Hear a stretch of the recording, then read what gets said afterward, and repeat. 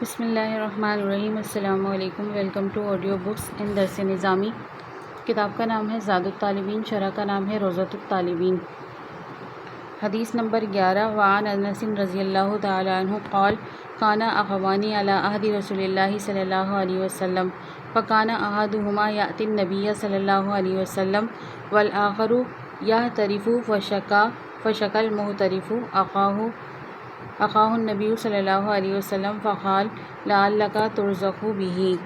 حضرت انس رضی اللہ تعالیٰ عنہ فرماتے ہیں کہ آپ صلی اللہ علیہ وسلم کے زمانے میں دو بھائی تھے، جن میں ایک تو نبی کریم صلی اللہ علیہ وسلم کی خدمت میں رہا کرتا تھا اور دوسرا بھائی کمایا کرتا تھا۔ چنانچہ ایک مرتبہ کمانے والے بھائی نے اپنے اس بھائی کی آپ صلی اللہ علیہ وسلم سے شکایت کی۔ اس پر آپ صلی اللہ علیہ وسلم نے فرمایا کہ ہو سکتا ہے کہ تمہیں اس ہی کی برکت سے رزق دیا جاتا ہو۔ لغات: یحترف، احترافہ، پیشہ اختیار کرنا، تلاش کرنا، حیلہ کرنا، کمائی کرنا۔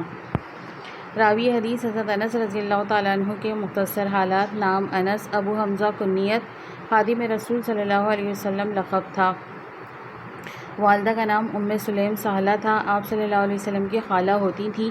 حضرت انس ہجرت نبوی سے 10 سال پہلے مدینے میں ہی پیدا ہوئے۔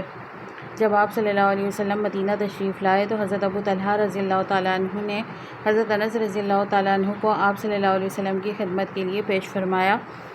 آپ نے اس کو قبول فرما لیا۔ پھر سفر حضر میں ساتھ ساتھ ہی ہوتے تھے۔ حضرت ابو بکر صدیق رضی اللہ تعالیٰ عنہ نے ان کو بحرین کا عامل بنایا ہوا تھا۔ حضرت انس رضی اللہ تعالیٰ عنہ مکثرین صحابہ میں سے ہیں، جن کی روایات کی تعداد 1286، جن میں سے بخاری میں سے 80 اور مسلم میں 71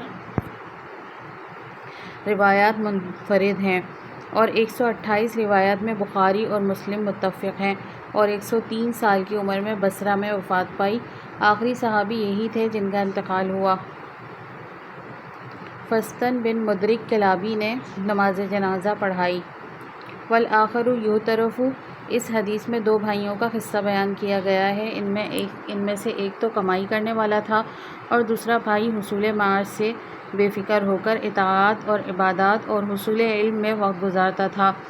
اس حدیث سے علماء نے یہ مسئلہ نکالا ہے کہ اگر کوئی شخص حصول علم یا دینی خدمات کی خاطر اپنی دنیاوی مشغولیات کو ترک کرتا ہے تو یہ جائز ہے۔ دوسرا مسئلہ، اس حدیث بالا سے یہ بھی مستنبط کیا گیا ہے کہ ضرورت مند اور غریب اعزا کی خبرگیری اور ان کی مالی امداد کرنے سے آدمی کے اپنے رزق میں برکت ہوتی ہے۔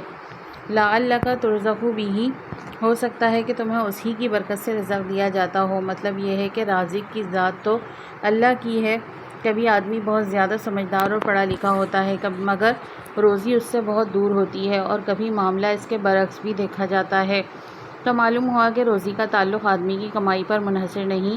تو یہاں پر بھی آپ صلی اللہ علیہ وسلم نے اس کے بھائی کو سمجھایا کہ ممکن ہے کہ تمہارا اپنے بھائی کے ساتھ یہ احسان کہ اس کی معاشی ضروریات کا بوجھ برداشت کر کے اس کو دین کے لیے فارغ کرنا، یہی بات اللہ کو پسند ہو، جس کی بنا پر اللہ تم کو روزی دے رہے ہیں۔ جب یہ صورت ہے تو اب تم کو احسان جتلانا اور شکایت کرنی صحیح نہیں ہے۔